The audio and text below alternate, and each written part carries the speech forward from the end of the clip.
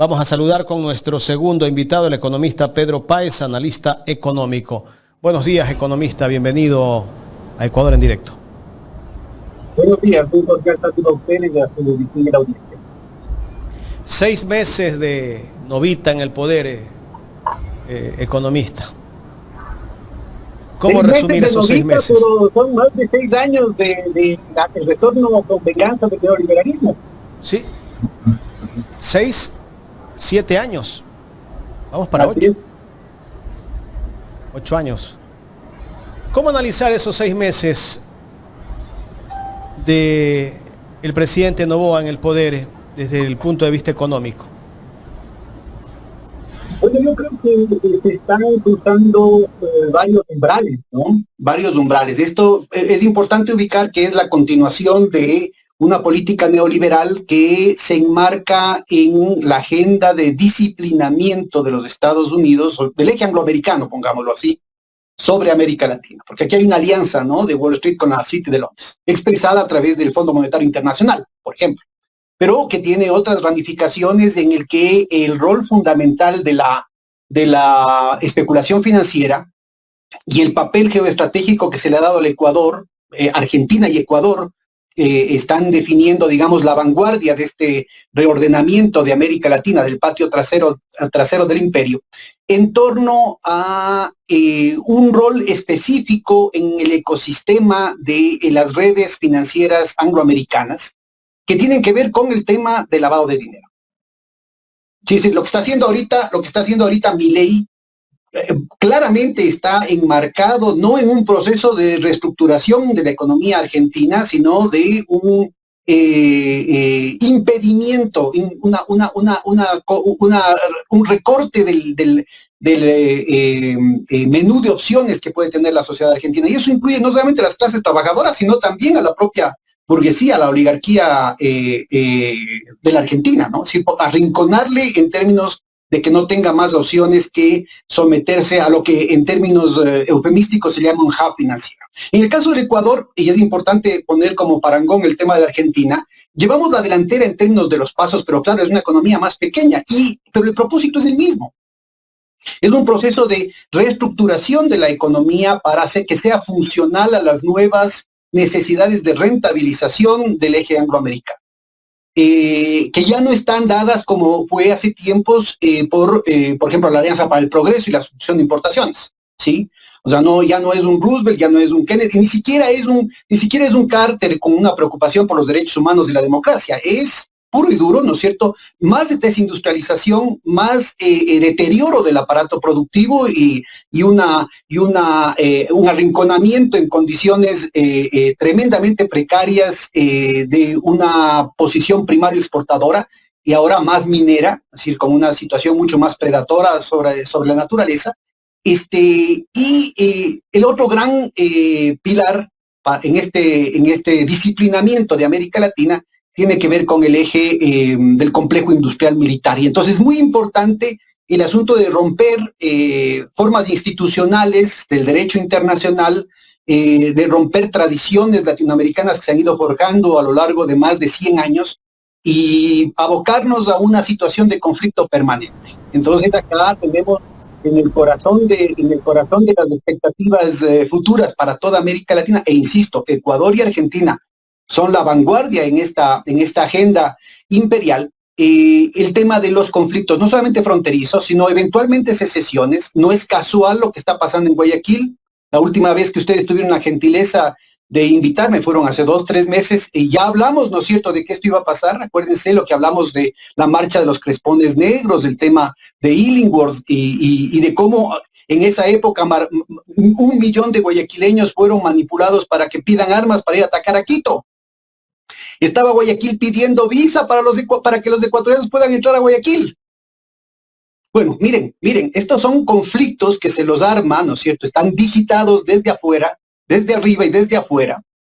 Aparecen como que fuera una cosa espontánea, que es parte del alma de los guayaquileños, de estar en conflicto. O sea, miren, uno puede estar en conflicto con el vecino, con el primo, con el tío, con el hermano, pero de ahí a que se escale el asunto bajo estos intereses, solo puede entenderse en este otro marco. Ahora, entendidos estos dos grandes pilares, ¿no es cierto?, es clarísimo que la agenda de Noboa ha venido a profundizar esta situación, ¿no es cierto?, provocando más desempleo, más recesión, más carencia de la vida, más miseria en el pueblo ecuatoriano y menos posibilidades de recuperación, más dependencia, ¿no es cierto?, de este eje especulativo financiero vinculado al narco, vinculado al lavado, y más, digamos, empantanamiento en el tema del conflicto, en el tema de la solución militar, de la solución policial, de la ruptura y del vaciamiento de las instituciones democráticas. Economista Pedro Páez, Gustavo Jiménez le saluda, buenos días. Y en esta situación en la que nos encontramos, Ecuador está en una situación calamitosa, ¿no? Se fijó este gobierno para la inversión, solo de este año creo que eran 1.700 millones, ¿verdad? Que era para el plan anual de inversión. Pero resulta que ese plan anual de inversión es un desastre, no hay nada que se pueda visorar como beneficio para la población, ni en tema de salud, ni en tema de educación, ni en tema de obra pública, ni en tema de seguridad ciudadana, pero seguimos con la mentira. ¿Cuál es la mayor mentira que no le permite a este gobierno cumplir con sus promesas? Bueno, no hay mayor mentira, todas son mentiras, ese es el problema, es decir, estamos en la época de la posverdad, cada vez se plantea de manera más obscena, más descarnada, sin ningún tipo de mediación política, ideológica, de consenso, de universalización de los intereses de la oligarquía y del imperio, y una agenda que beneficia a un grupo minúsculo, que ni siquiera representa al conjunto de la oligarquía. Y esto requiere una necesaria concentración del ejercicio de la política en torno a la antipolítica, es decir, un permanente desdén de la construcción de hegemonía, es decir, la construcción de la dirección moral sobre el conjunto de la sociedad, para reemplazarlo por el garrote político. Garrote que tiene ahora distintos mecanismos, es decir, el momento que hace falta, como en octubre del 2019, van a cegar a la gente, van a matar a la gente, van a encarcelar a la gente, y el momento que no haga falta, ¿no es cierto?, bajo la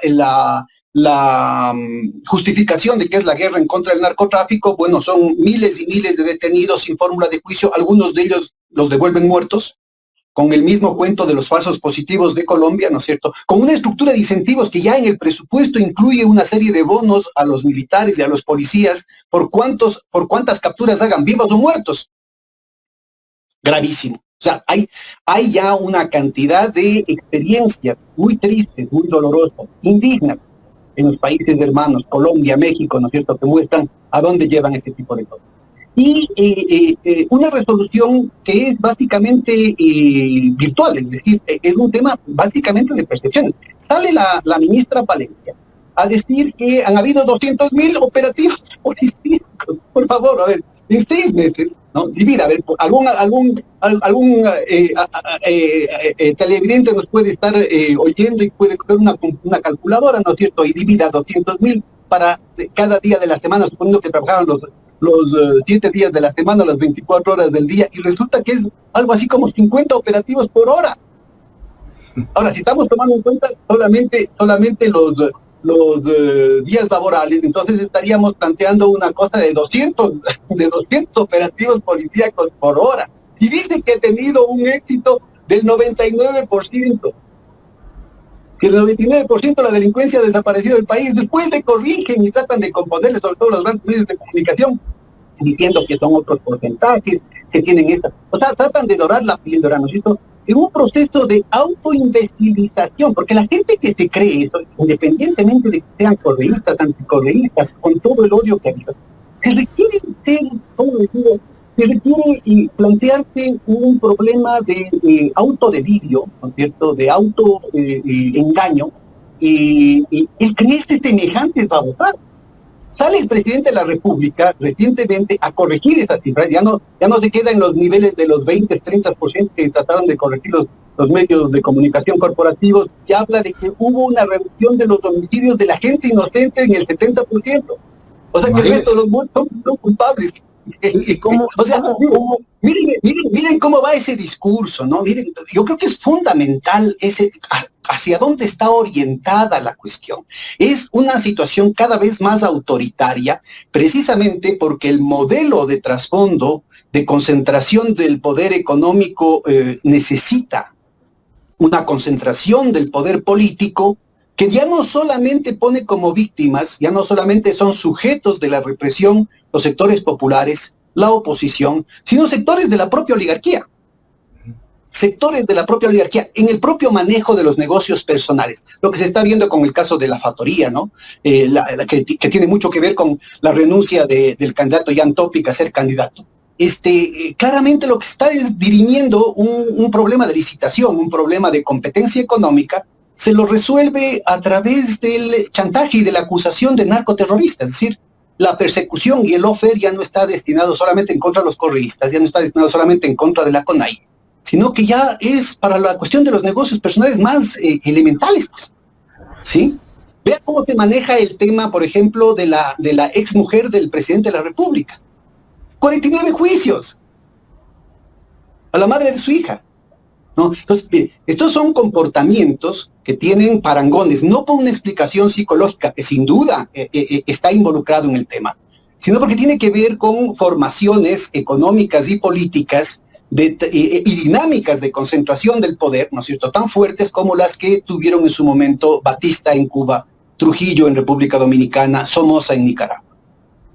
Entonces, esto de aquí lo conversamos, recuerden, con Lasso, ¿no? Con Lasso. Ahora, Lasso perdió la oportunidad por el tema de lo que apareció con León de Troya, a pesar de que no terminan de concluirse todas las consecuencias que debieron acontecer, ¿no es cierto?, frente a la evidencia tan apabullante de la vinculación del Banco de Guayaquil y de la familia del presidente Lasso con la mafia albanesa. Pero a pesar de eso, ¿no es cierto?, perdió la oportunidad de ser él el que parte el pastel, y el que parte y reparte se queda con la mejor parte. Entonces le toca ahora a Noboa. Y Noboa lo hace, ¿no es cierto?, en el marco de un proceso de definiciones que no solamente tienen que ver con la constitución de su fortuna personal, sino de una serie de ámbitos de representación en torno a la corporación de su familia, que tiene que ver en relación conflictiva con la representación del clan, de la reunificación del clan Noboa, de la representación de la oligarquía guayaquileña, de la representación de la oligarquía nacional y también de la representación del país en su conjunto. Y ahí es lo que se explica en gran parte el manejo, no solamente de lo político, sino también el manejo de lo económico. Lo que usted menciona, 1.700 y pico millones de dólares estaban aprobados. El plan de inversiones anuales planteaba 1.700 y pico millones. Debía haberse, a estas alturas del partido, debía haberse invertido, a marzo debía haberse invertido entre 400 y 500 millones. Lo que se invirtió fueron 20 millones. El señor Luque, no el Luque Lecaro, sino el otro Luque, el que está de ministro de Energía, tuvo que reconocer que en plena crisis energética, en plenos apagones, había invertido el 2.5% de lo que estaba presupuestado. En plena crisis. Pero lo mismo pasó, ¿no es cierto? Lo mismo pasa, lastimosamente, la opacidad del Ministerio de Finanzas, ¿no es cierto?, que oculta las cifras, que lo plantea como un problema técnico de la página del Internet, pero que ahora ya tuvo que transparentar diciendo que ya declaraban de manera totalmente inconstitucional e ilegal que esa información era reservada y que nadie podía tener acceso. No explica qué pasa con el tema, por ejemplo, del presupuesto de seguridad. Entonces, resulta ser que todo se lo resuelve a través del Ministerio de Propaganda, por eso hasta el ministro de Propaganda tuvo que renunciar y se fue a mejores días en un cargo como lo hizo en su momento, ¿no es cierto?, el ministro Martínez, con un carguito en Washington. Entonces, yo creo que es muy importante ubicar, ¿no es cierto?, que aquí es una manipulación. Es puro propaganda, no hay resultados concretos, no hay tal plan Fénix, no hay tal reducción de la inseguridad en el país, y lo que es más importante, ¿no es cierto?, es una continuación de un plan con el Fondo Monetario Internacional que lleva al país a una situación abismal de depresión. Y en ese sentido yo creo que ya se han cruzado algunas líneas rojas. Economista Páez, hay dos acciones que ha tomado el gobierno recientemente. Primero, él, a través de un decreto ejecutivo, reduce temporalmente el IVA del 15 al 8% para los sectores turísticos, ¿verdad? Esto en el feriado que se viene, o sea, el día de mañana, el sábado y el domingo, al 8%. Pero resulta que después viene y crea, ante la presión social a través de las redes sociales, que difícilmente puede tapar el sol con un dedo, de tanta muerte y tanto secuestro, se ve obligado el presidente a decretar estado de excepción en 7 provincias. Entonces, ante estas dos acciones, ¿de qué manera va a quedar la economía del país? Porque por un momento se lanza una boya que podría ser que beneficie en algo a este sector turístico, pero resulta que también ahora viene la lucha contra estas bandas que ya anunciaron a través de las redes que si el gobierno insiste en mandar a los militares a la calle, ellos van a salir con todo. A ver, quedemos claros, ¿no es cierto?, que los estímulos al sector, los sectores productivos quedan totalmente relativizadas frente a la escalada de violencia, a la escalada de la inseguridad y a la captura de las instituciones del Estado y de los territorios por parte del narco. Y como hemos conversado acá, ¿no es cierto?, es absolutamente inútil.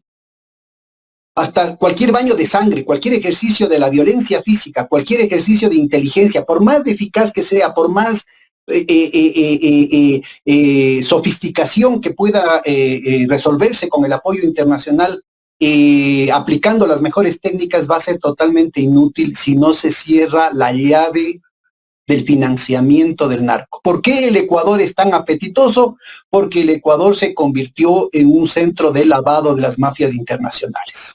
Mientras no se regule el sistema financiero, mientras no se depure el sistema financiero, que no son pequeñas cooperativas, que no es la pizzería de la esquina, que no es una zapatería en donde se pueda lavar el asunto. Puede ser que estén involucrados en una cadena, en un sistema de lavado, pero lo fundamental aquí, ¿no es cierto?, tiene que ver con la desregulación del sistema financiero que empieza con la ley mal llamada Ley Orgánica de Fomento Productivo de agosto del 2018, se continúa de manera crucial con la mal llamada Ley de Defensa de la Dolarización y luego la mal llamada Ley de Creación de Oportunidades, ¿no? Entonces todo eso de ahí configura una estructura de diferencial, ¿no es cierto?, tremendamente privilegiada para que el Ecuador se convierta en un centro de blanqueo. Lastimosamente, con las políticas y todas las leyes que ha enviado con mucha eficacia el gobierno en estos pocos meses, esta situación se ha profundizado. Es decir,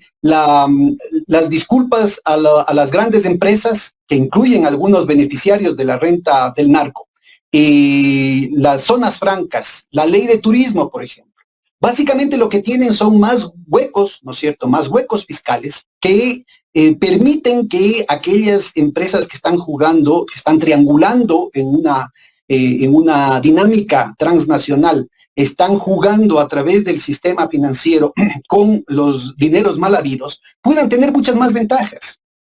Que el Estado cada vez pueda regular menos, cada vez pueda tener menos control sobre esa situación. Entonces, los estímulos financieros, ¿no?, al sector turismo, al sector de la construcción, resultan en realidad prebendas para un sector específico que aumenta las ganancias, pero que no van a aumentar el empleo y la generación de riqueza en el país.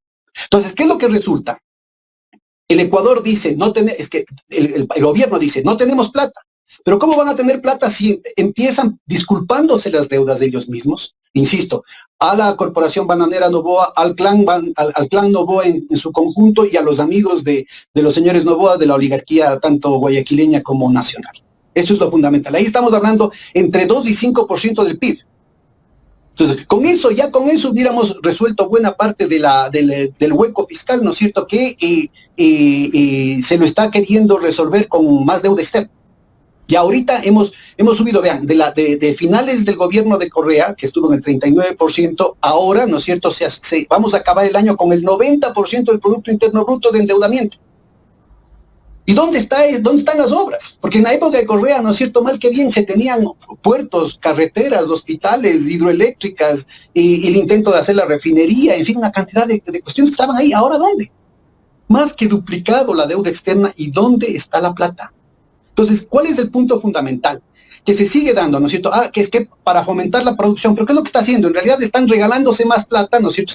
Están bajándose el IVA a las empresas del propio señor Noboa, a las empresas de la tía del señor Noboa y de los amigos del señor Noboa. La cuestión del turismo, también están regalándose la plata a ellos mismos.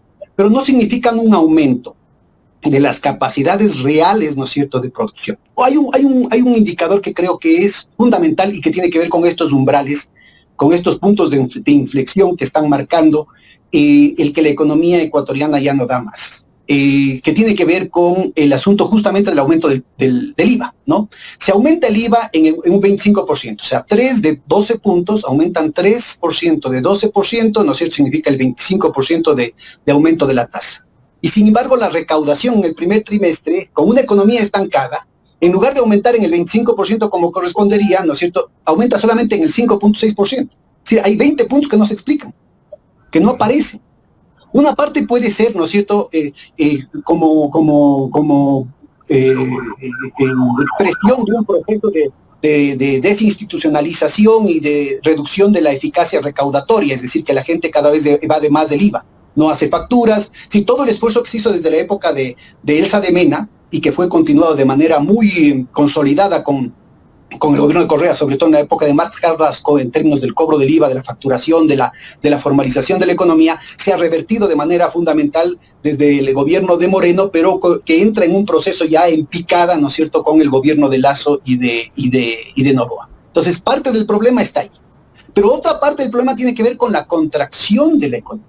Y este ya es un punto muy importante. Permítame 2 minutitos concentrarme en esto, porque esto sí que es crucial. Con la aplicación de las políticas neoliberales tras la conveniente desaparición del presidente Roldós desde el gobierno de Hurtado, empiezan una serie de políticas de ajuste que van adocenando, que van normalizando un comportamiento específico de las empresas en torno a una estrategia de ganancias basada en el aumento de los precios.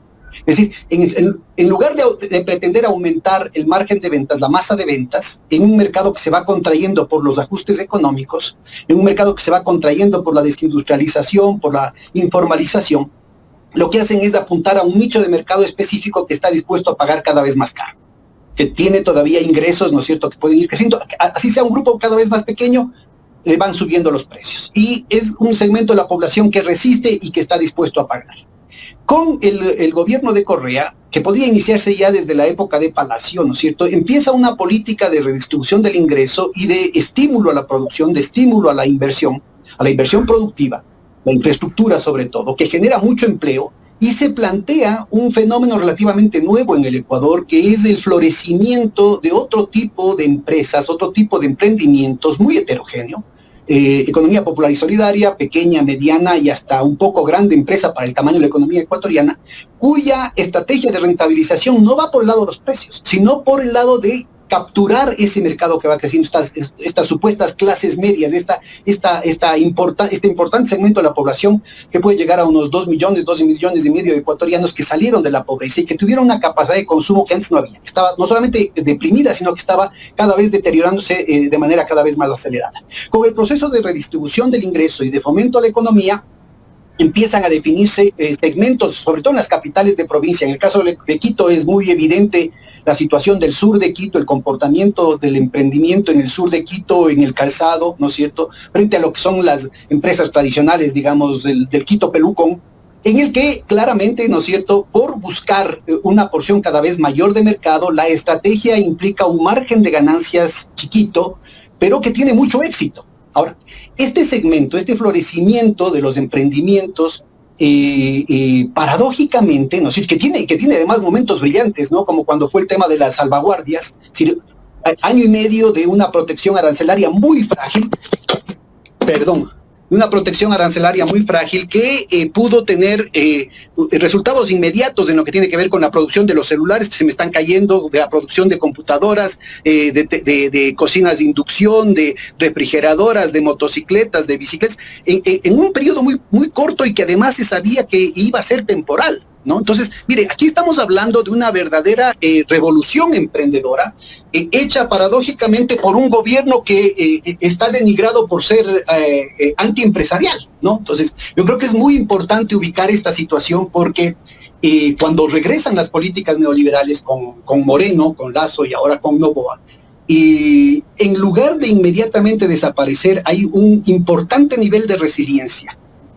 A pesar de que se trastorna totalmente ese ritmo de crecimiento del ingreso per cápita que durante todo el gobierno de Correa creció de manera sistemática año tras año, a pesar de los baches, ¿no es cierto? Se pasa a un nuevo régimen de acumulación en el que la tasa de crecimiento es en promedio de 1% negativo, o sea, de un decrecimiento del 1% en el promedio, con una situación en la que rápidamente se polariza los ingresos, haciendo que los ricos sean más ricos y los pobres cada vez más pobres. Entonces, en esa situación, de alguna manera han venido resistiendo estos segmentos del emprendimiento hasta lo que está pasando en el 2023 y 2024, en el que ya claramente se empieza a ver que son emprendimientos que ya no aguantan y que desaparecen.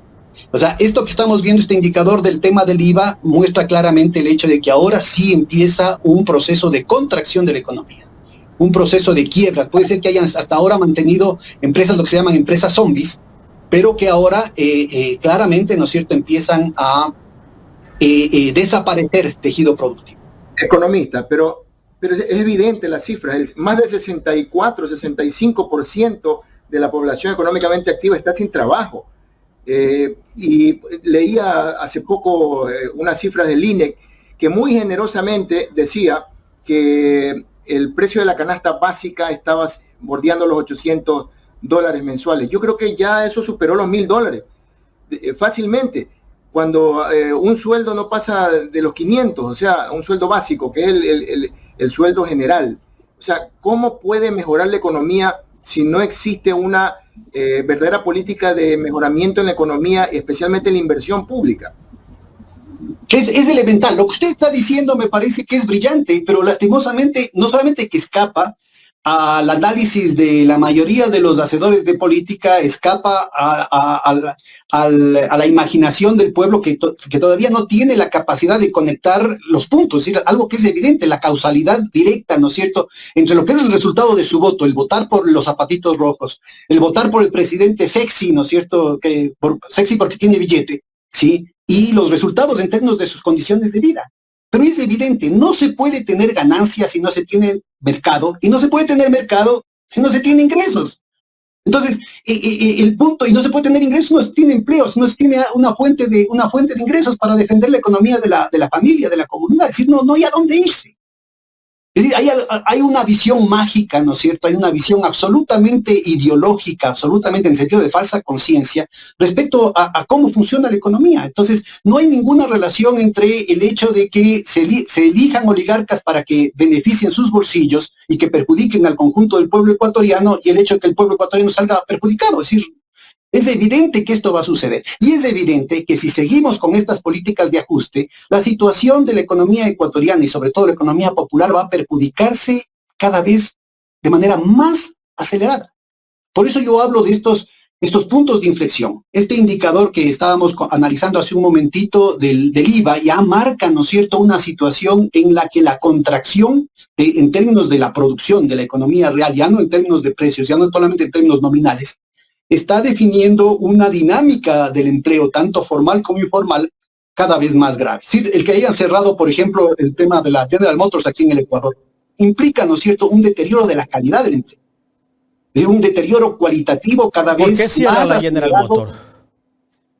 Porque no hay mercado aquí en el Ecuador. Claro que hay condicionamientos de las grandes tendencias. ¿No tiene que ver con este acuerdo de libre comercio con China, donde va a venir más vehículos chinos?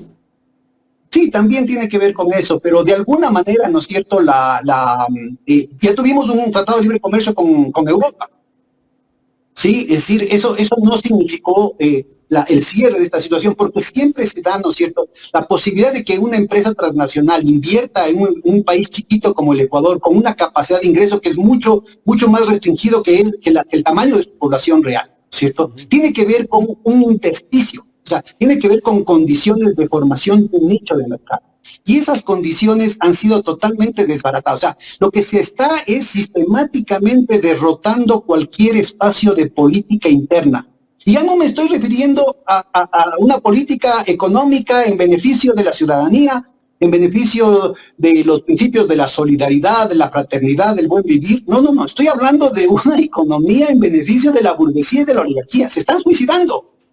Se están suicidando. Y lo que está sucediendo en este disciplinamiento que empezábamos a hablar al principio, ¿no es cierto?, que exige el eje angloamericano, es que les están ya no solamente obligando a matar el mercado interno, como lo están haciendo de manera sistemática año tras año. El Fondo Monetario Internacional, en sus estimaciones más triunfalistas, decía que recién en el 2029 se iba a poder recuperar el ingreso per cápita del 2014 como gran triunfo.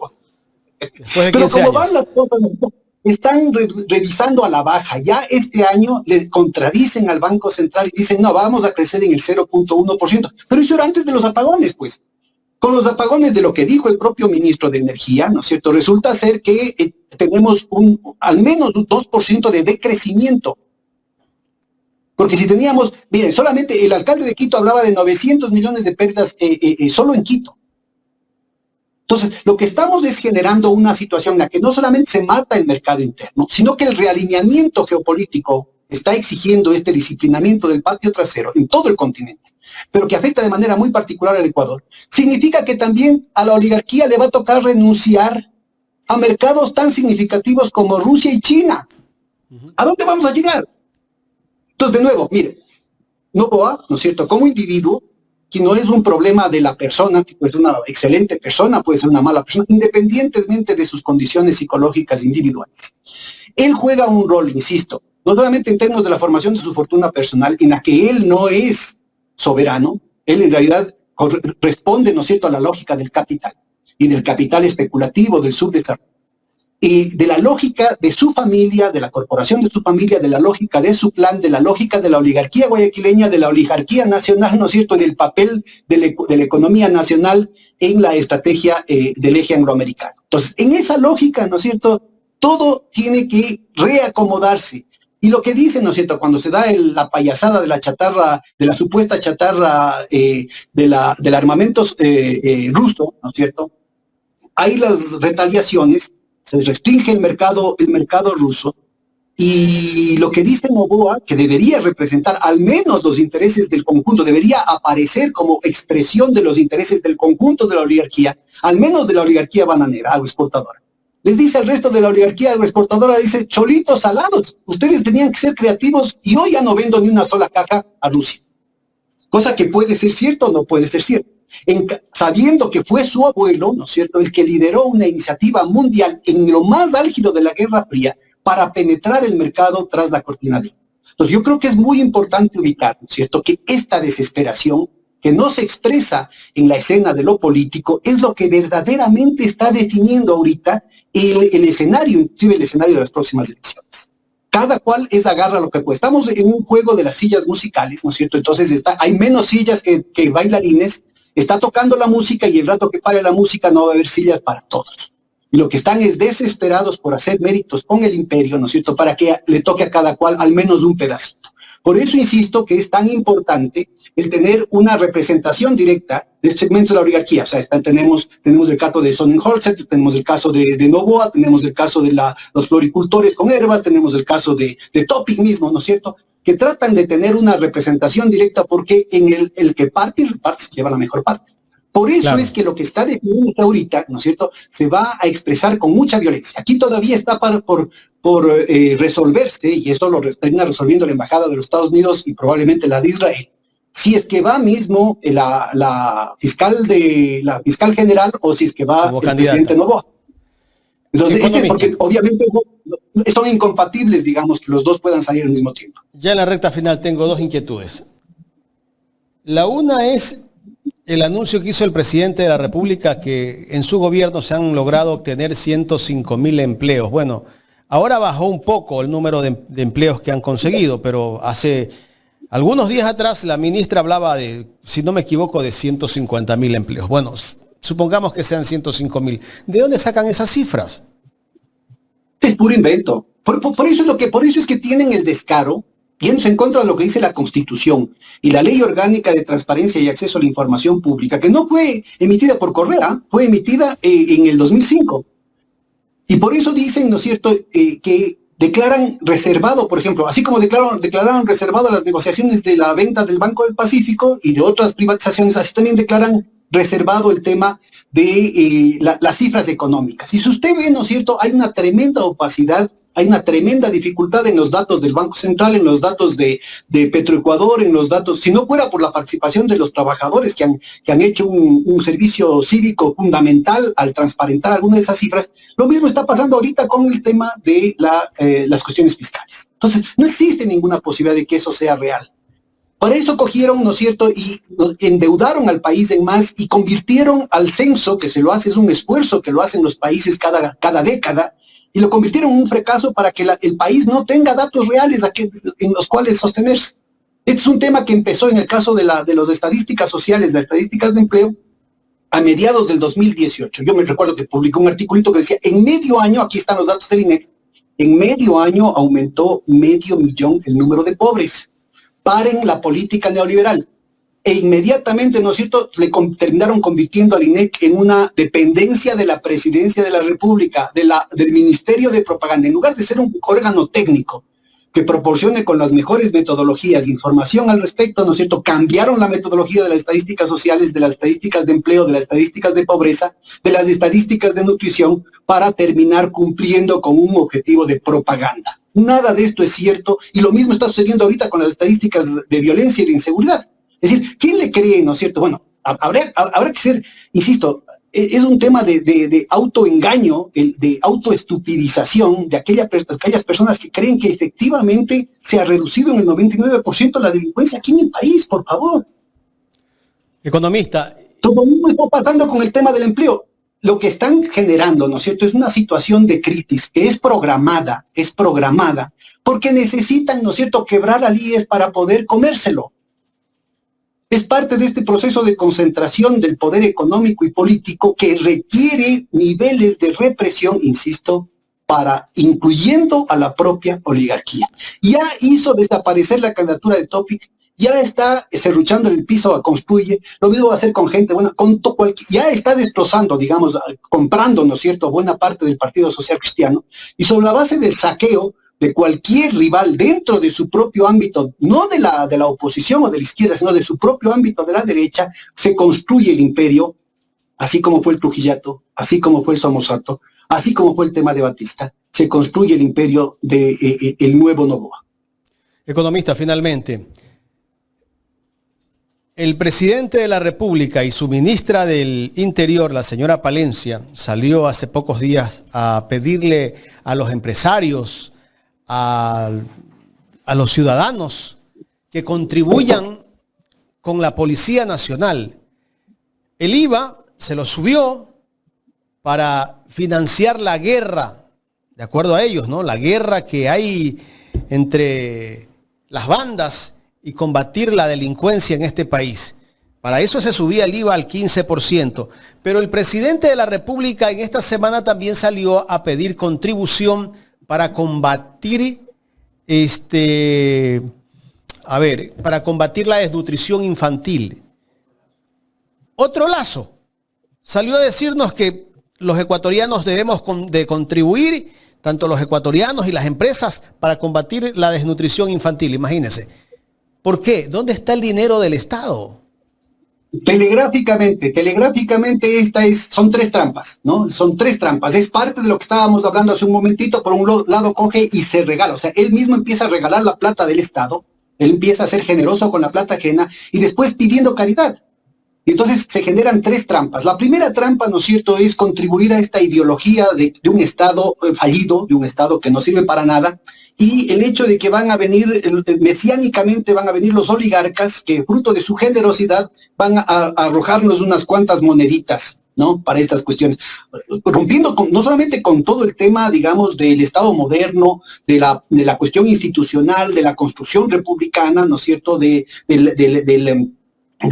fortalecimiento, el desarrollo de las instituciones, unas instituciones weberianas con una lógica interna, sino que también rompe con el tema de la dignidad del servidor público, de la dignidad del propio ejercicio de la política, ¿no es cierto?, y le convierten, como bien dice la propia señora Palencia, al ciudadano en súbdito, bajo el dicho, bajo la orden de los sátrapas, de los reyes, una cuestión arcaica, servil, que es la lógica, ¿no es cierto?, corporativa que quieren emprender en el sur. Por ahí sale una información de que 25 altos funcionarios de este gobierno tienen intereses comunes en 25 empresas. O sea, es un tema absolutamente corporativo, no solamente de la corporación de la corporación Noboa, no solamente del clan Noboa, sino de los negocios personales, de la construcción, del amasamiento de la fortuna personal de Noboa, ¿no es cierto?, vinculado, por ejemplo, en el caso de Oloncito, ¿sí? Y en otros casos de despojo de comunidades en la península.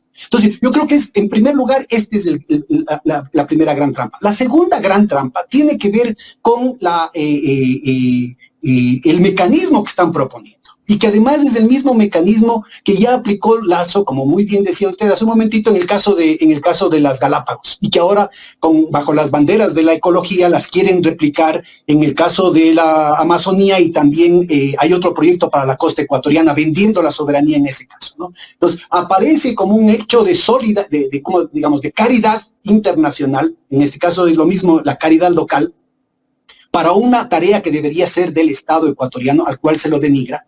Pero en eso de ahí, ¿no es cierto?, están generando tremendas prebendas, porque lo que está diciendo es done lo que iba a dar de impuestos. Entonces, por un lado le quitan lo que iba a ser un ingreso del presupuesto del Estado para educación, salud, seguridad, etcétera, etcétera. Y por otro lado dice, usted encárguese, ¿no es cierto?, como que fuera un regalo personal suyo de resolver el problema de la desnutrición, de resolver el problema de la seguridad. Pero luego viene la tercera trampa, es que con eso también viene la capacidad de decidir.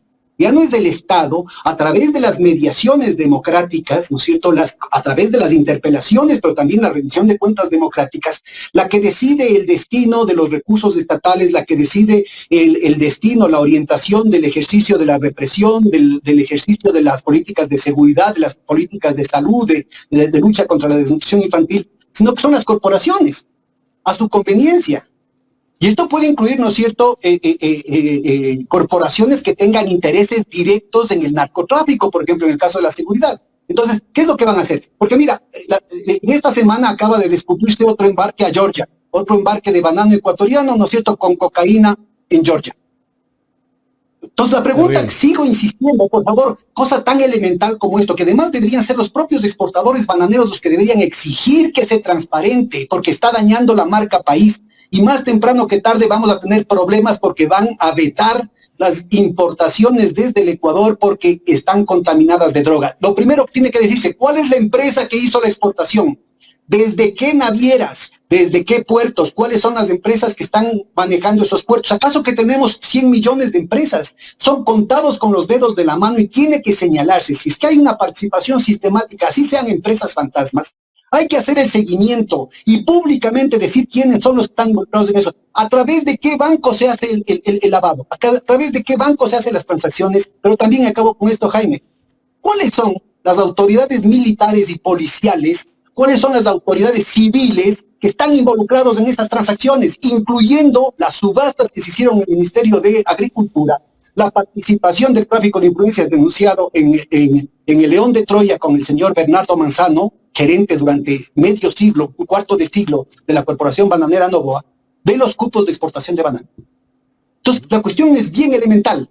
¿Por qué la Fiscalía, por qué la Procuraduría, por qué la ministra del Gobierno, por qué la Asamblea Nacional, por qué los jueces no están exigiendo que se transparente para el país quiénes son los protagonistas de esta trafacía?